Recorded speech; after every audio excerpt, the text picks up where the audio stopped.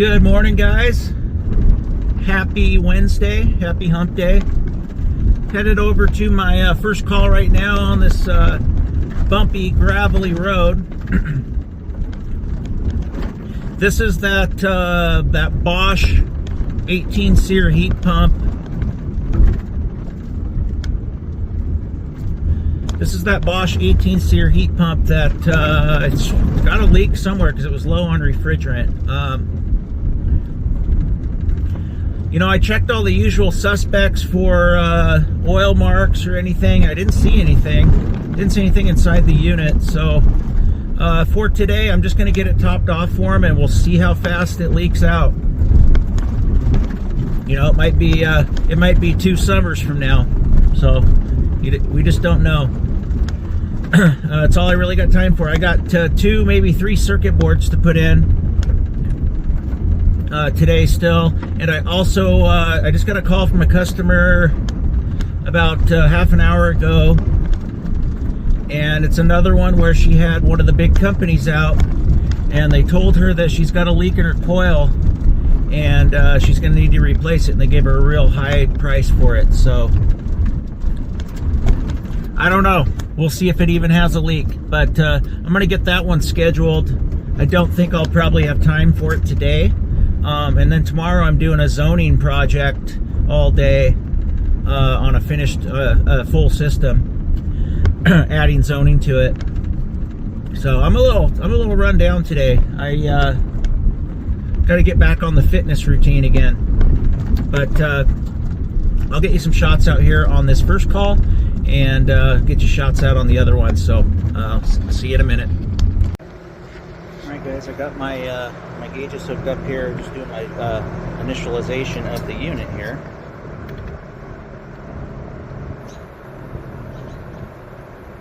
God, I thought my pressures were low the other day. Let's see what these end up doing.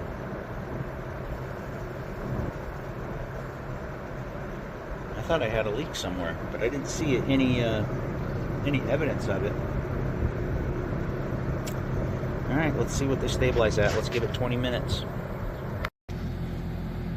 Huh, definitely a leaking. Now we're getting her to respond a little bit. Let her go for a bit more.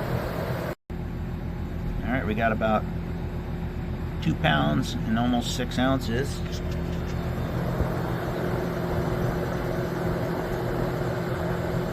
Looking a little better.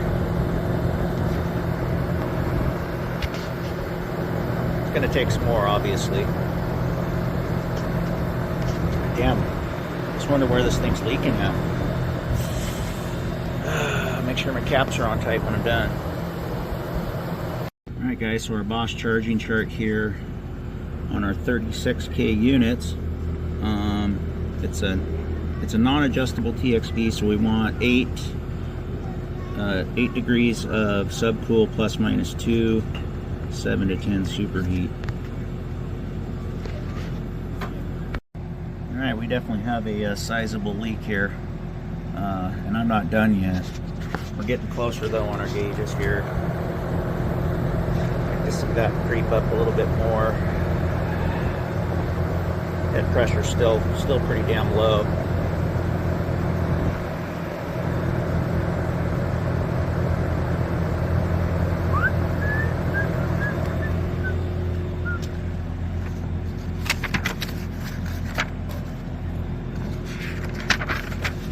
Like to see our head pressure closer to somewhere in this range. So we're looking for about 10 degree subcooling in this system. Well, no, 8, 9, 10, somewhere in there.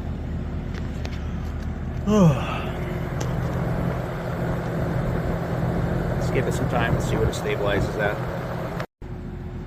All right, 5 pounds, 7 3/4 ounces, and our oops, sorry, wrong side.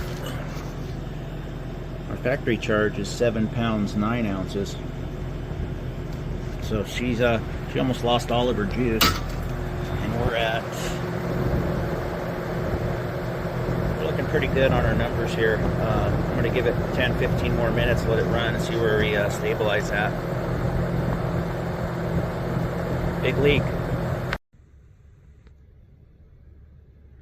That's more like it. 45, 44. We can live with that. Let's go see what our subcool's doing. Kind of bobbing and weaving.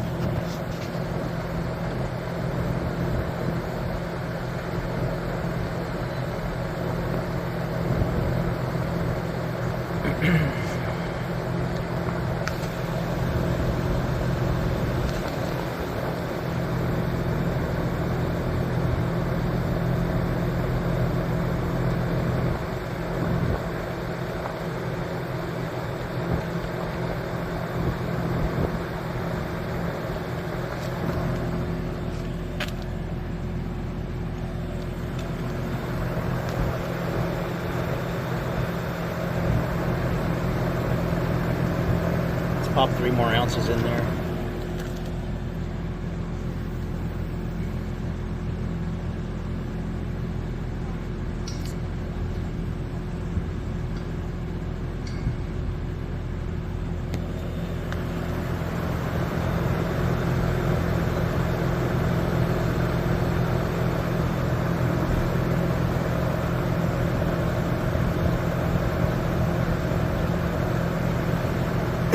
I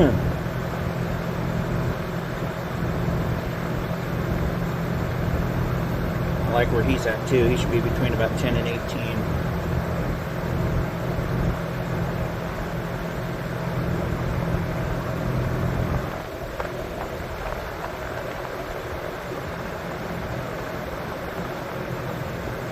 think we got her dialed, guys. It's gonna bob and weave a little bit.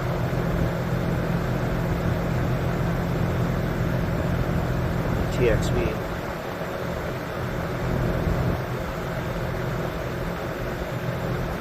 Let's give it 5-10 more minutes to take a look at it. All right, we're gonna call that our final charge. We're looking pretty good here. I'm not gonna mess with it anymore. We got a good delta T.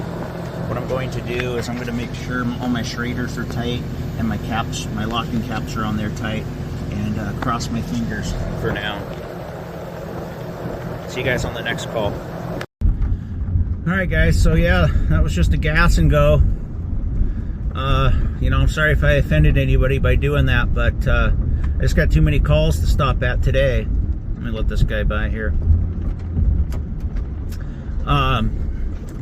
I just got too many stops. I don't have time for a leak check right now. There was, you know, probably at least 2 pounds in the system still.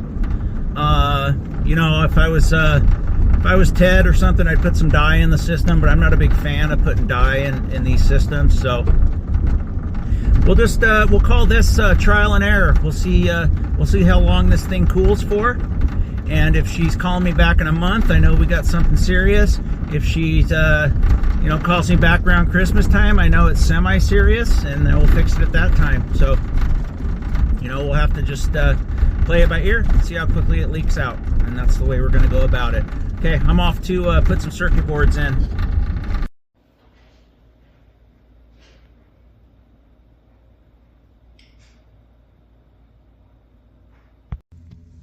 All right, guys, we're back here at this carrier, this 25 HCC 53OA 2.5 ton heat pump. Got my board there, got my drill, got some wire strippers. Let's pull this cover off. Let's get that thing swapped.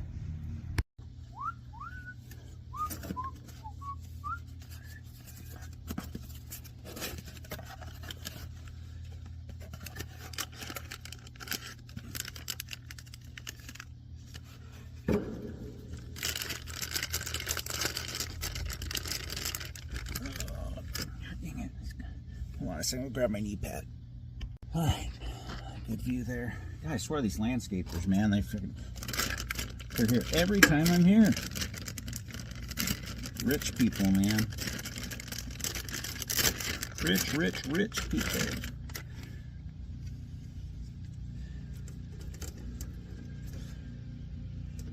Should be hot. What am I doing?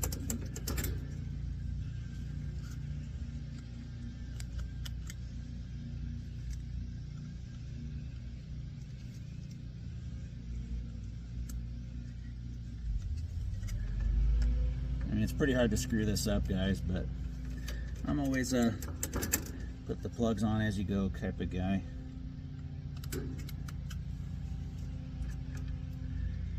Because I will screw something up.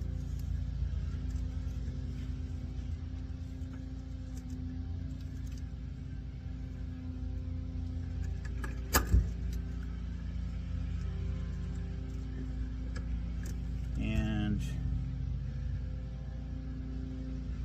hold on a second, guys, before I go any further.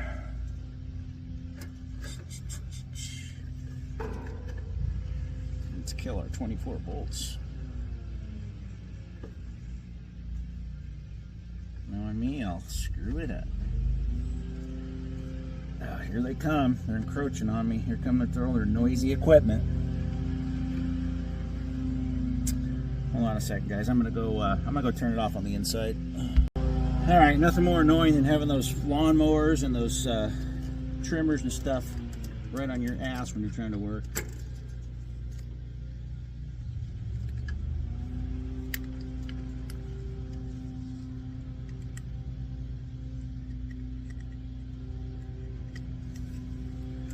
No, thank you.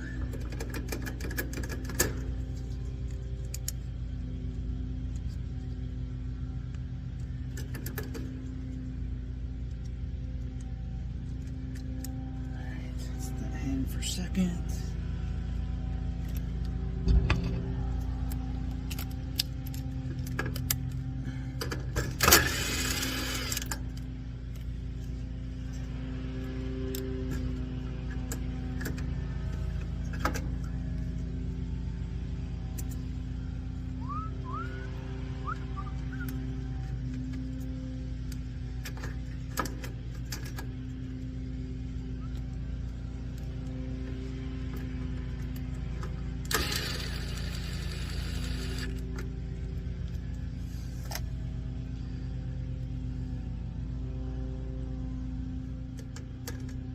Alright, just like that, let's go check all the functions on the thermostat.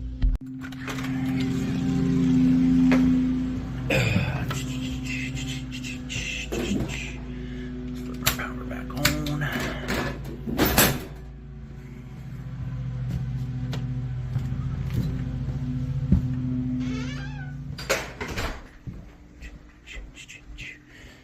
If you guys saw the other video, you know that it wasn't coming on in cool without it bypassed. So let's see what we got here. Waiting for equipment. All right, let's wait for our delay and let's see if we can get her to kick on. And I'll run it in heat too to make sure that's coming on okay. Turns into the longest 5 minutes of our life.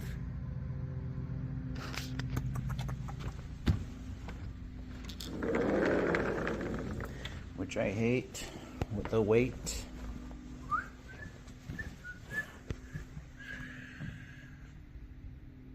Waiting for equipment. Yawn. All right. I'll be back once she's on, hopefully. Oh, come on, for the love of God. Should be any minute now. Any second now, should be.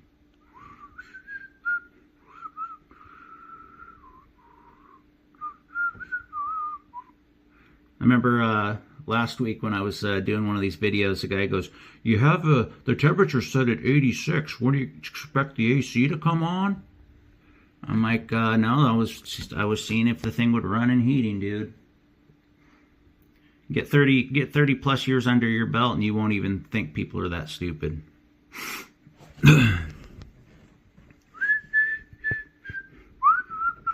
Come on, baby. The longest delay on these. Crazy. Alright guys, she just clicked. Let's go take a look. I don't want there to be other problems. There shouldn't be.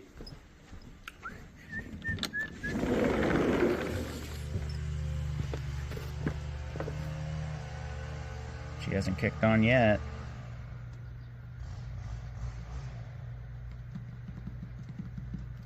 Come on, baby. Come on, baby.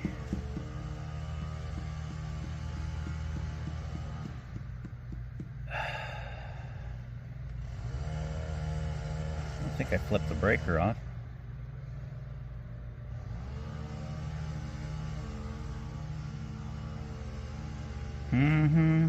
See, I shouldn't have buttoned her up.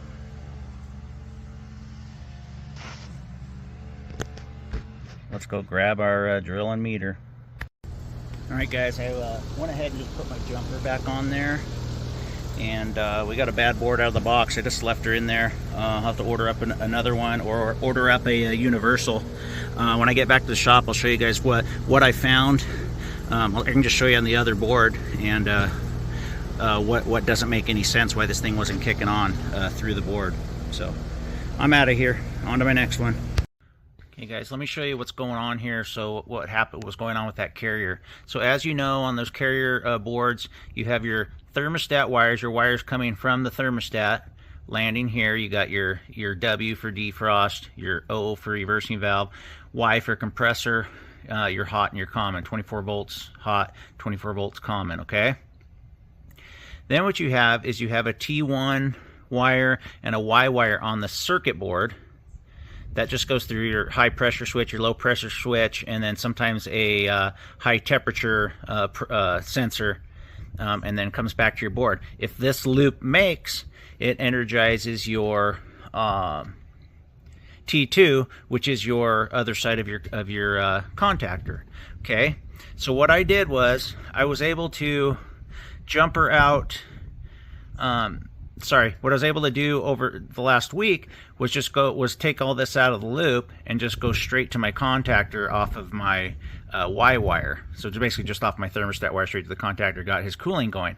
Well, it's not going to work long term for his heating and for his defrost, because that takes the whole circuit board, defrost board, out of the loop. So I got the new board in today, and I checked continuity and checked 24 volts. I have 24 volts out, and I got 24 volts in on this safety. I call it a safeties loop. That's basically what it is. Once you get that good, you should have your 24 volts to T2, from the board, on the board, and that should bring back your other leg to your contactor. I checked everything that had 24 volts to common, and I have a good common, so I know what you guys are probably thinking, I got a bad common. Not true. Common's good, because I can check all my 24 volts to common, and it's I'm getting voltage. So I'm not sure, guys. I think it's another bad board straight out of the box, because with your safety daisy chain making, we should get our 24 volts between T2 and common here. So tell me if I'm wrong, but I don't know what else to do. It's kind of weird that I had a board that was out straight out of the box, but I know it happened. So tell me what you think. Am I missing something here? Am I dumb? Tell me. I can accept being dumb sometimes.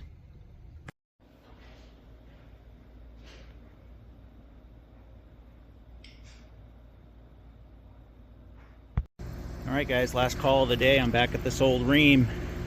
Got my new board there, and I have my drill and my alignments there if I need to use them to pull off any of the terminals. This is that RPNE-036JAZ, manufactured in 2006. So I'll show you what I did on the original call if you didn't see that video. Okay guys, if you didn't see the original video, what I did was I just took common straight from the thermostat wire, straight from the thermostat, and just wired it straight to the contactor. You don't need it to run through the board for cooling, but in order to make the system whole and have its proper defrost and everything else that goes along with utilizing this board and the safety switches, we need to have this board in the loop. So I'm going to go ahead and take my jumper off there and go ahead and get this board swapped out, and God willing, this one will fire up for me, as the other one did not, and I have no idea why. Bad board out of the box is what I'm thinking. Actually, it's what I'm knowing at this point. Alright, my phone overheated, so you missed a bunch, but I had to put it inside to cool it off. But we gave the coil a nice cleaning. Didn't need any chemicals on this one. Just good water pressure, which we have out here in this neighborhood. So I got them all cleaned up. let me show you when I got this thing back running, everything I did inside. All right, guys, the board is all snug in there. These little connectors they give you to go in here, they didn't really line up the holes, and I didn't make my holes real clean, so I went ahead and just put a wire tie around it to hold it in there better. I know, I'm the circuit board bandit. What else? Everything else looks good. Like I said, I have the common now running through the board and then off the board into our contactor, so everything's going to work there through the board, powered, and we'll run our heating side, our defrost side. Let's put our plunger in.